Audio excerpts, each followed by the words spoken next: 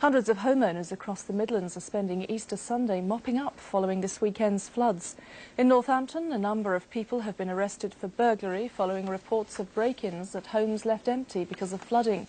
River levels are still at record levels in the East Midlands and some areas are without power.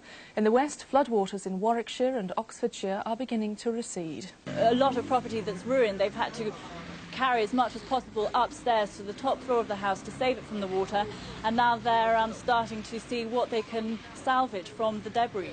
Have police been at all concerned about security there? Because there have been reports of looting and burglaries in some of the houses that were abandoned because of the floods.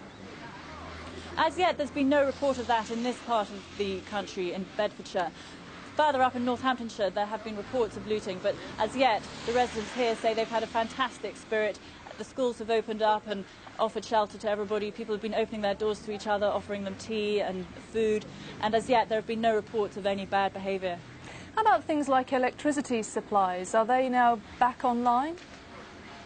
In most of the houses along here, the electricity is still cut off, which of course makes the cleaning up process that much harder because they've got no materials to help them. They can't even see. Obviously the houses are very, very dark.